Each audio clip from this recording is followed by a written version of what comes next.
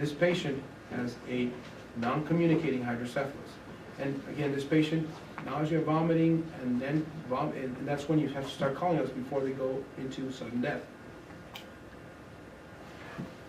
Chronic hydrocephalus, everybody's heard of the patients who have normal pressure hydrocephalus, that wet, wild, and wacky, the older patients who are losing urine incontinence and have abnormal gait.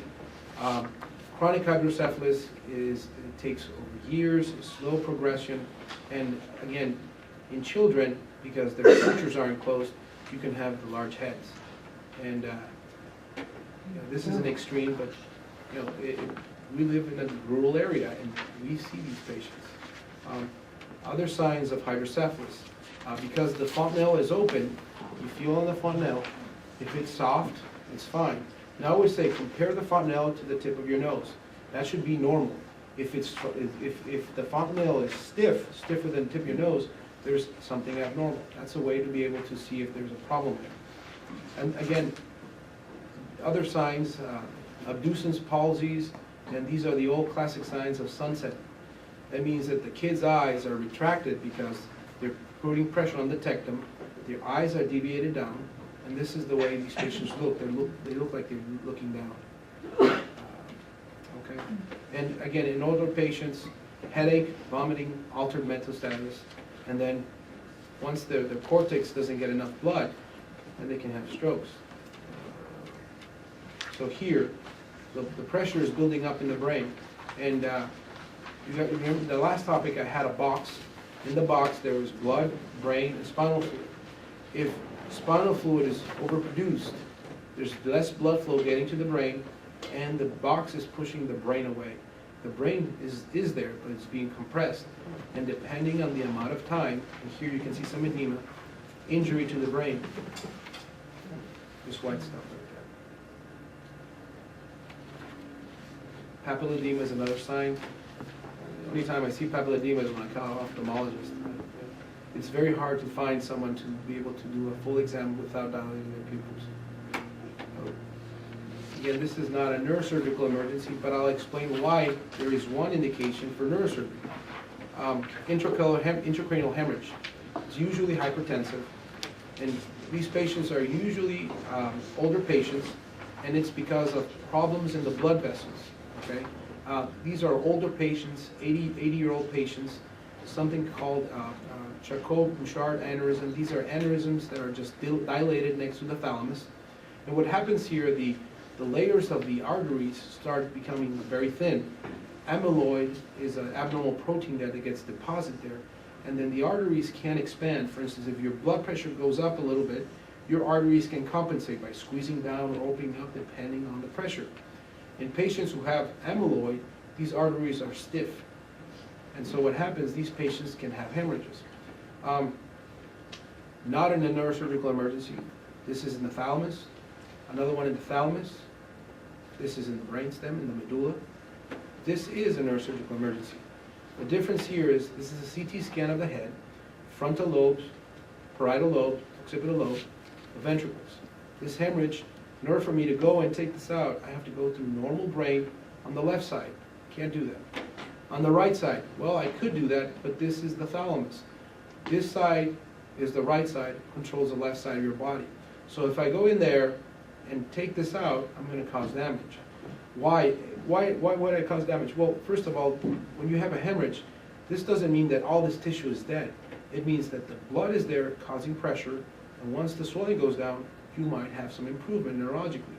So a small hemorrhage like this does not need surgery. This hemorrhage right there in the pons, first of all, the location of it is inaccessible, and if we go try and chase that, we're going to make the patient worse. So these hemorrhages do not need surgery. This one does. This is in the cerebellum. This is in the posterior fossa. Here, this is the medulla, part of your brainstem. This hemorrhage is putting pressure there. This hemorrhage is close to the surface. We can evacuate this, the patients wake up. Of all the other bleeds, this is the only one that needs surgery. Well, if the patient develops hydrocephalus, then we need to get a catheter in here, and ventriculostomy and all that stuff. But this is the patient that will die if we don't address this. So if we ever have a patient that has a bleed and they talk about cerebellar bleed, we need to be notified, because this is a patient that will do well. The cerebellum controls some of your movement, ambulation, some of the finer movements.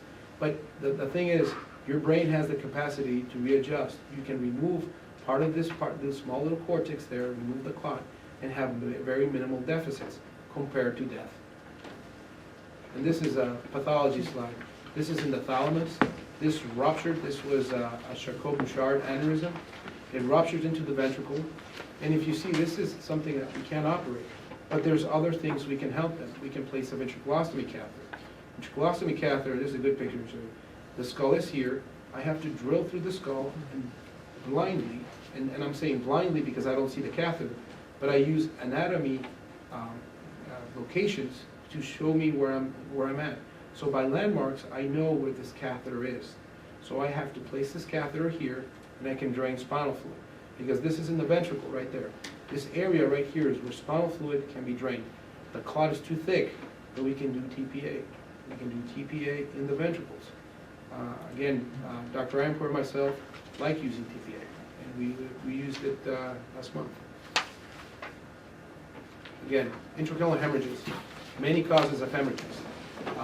Ruptured AVMs. AVM means arterial venous malformation. That is an artery that drains into a vein.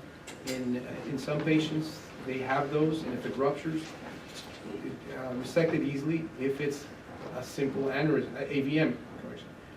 AVMs can be very deep in the brain and can have a lot of complications. Patients can die from AVM surgery. Rupture aneurysm, we talked about it. Trauma. The most common cause of intracranial hemorrhage is trauma. Subarachnoid hemorrhage from trauma is the most common cause of hemorrhage.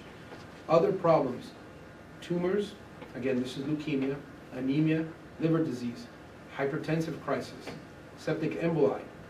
We talked about abscess, but also what happens with the emboli, they go and they can cause something, a mycotic aneurysm.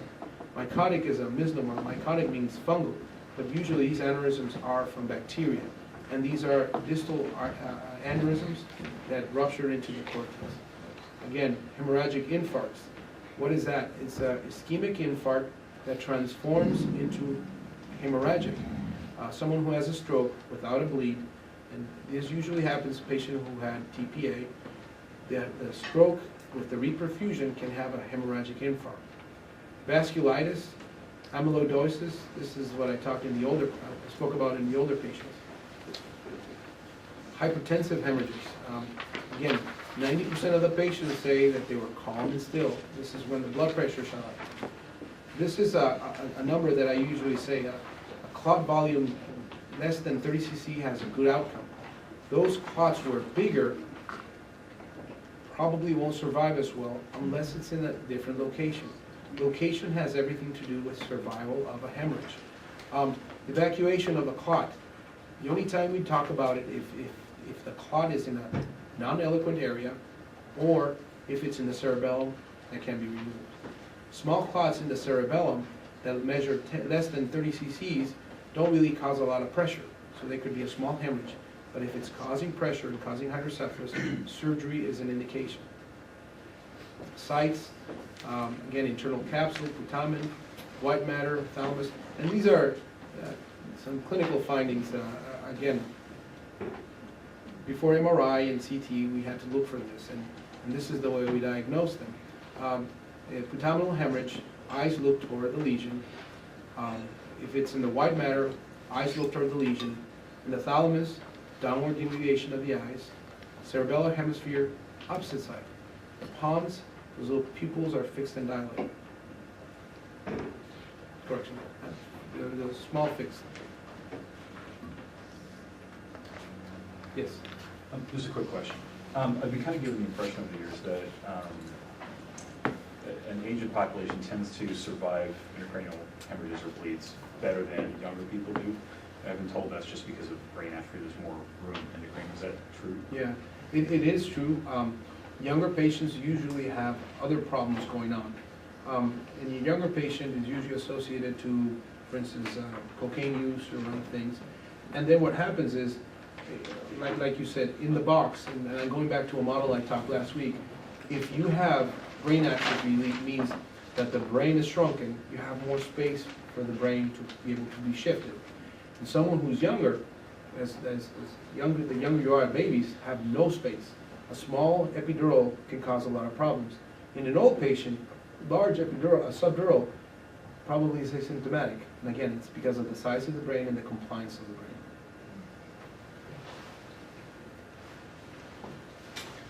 Brain herniation syndromes, I talked about this last time. Again, it happens because of changes in pressure. You have a mass effect pushing on the brain. It will cause a subfalcine herniation, uncal herniation, and tonsillar herniation. And then central, if someone gets central herniation, that's actually one of the worst herniations, because these, by removing the blood clot, you can help. If you have a big tumor that's pushing down here, it's much harder to take out. And this is a past slide I showed last time. This is uncal herniation, pushing on the midbrain. This would give you the unilateral blown pupil, but if there's enough pressure, it will give you, and this will give you contralateral hemiparesis, but if it pushes enough, it will give you ipsilateral. So some of the older signs are much harder to use depending on, again, with new technology, MRIs and scans, we can be more accurate. These are the slides I was telling you about. The edema, cytotoxic, is usually in head injury. And here, the difference is the blood barrier is not disrupted. In a CT scan and an MRI, there is no enhancement. That means just T2 changes, just swelling in the brain. And the cells swell and then shrink versus ischemic. And this is someone who has a stroke. The blood-brain barrier is closed, but then opens once the cells start going into dying. Extracellular space shrinks and then expands. So less blood flow going to that part of the brain will shrink it, and then once the stroke starts, the cells start dying, then it starts expanding. This is the one that is caused from tumors. And the blood-brain barrier is disrupted. There is enhancement, and this is the type of edema that only responds to steroids, and it's only around tumors. And last time I had a question, so I made these slides just to be able to point out the differences between the types of edema. Our best friend here, the hated ventriculostomy. Again, the ventriculostomy is, it's complex, but it's functional, it's simple to use once we understand water dynamics. What this is a column of water. This catheter goes into the brain. The brain has a certain pressure. Normally it's less than 25 millimeters of mercury. And what happens here is this column of water would be at the height of the external arterial canal, and then we can regulate the buretrol, this thing, to see how much we want to drain.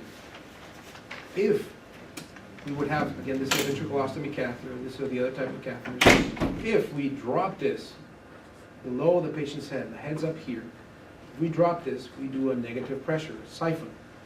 And this is what we do when we siphon. We can cause a subdural hematoma. Overdrainage of ventriculostomy can cause headache, but the problem is it can also cause subdurals.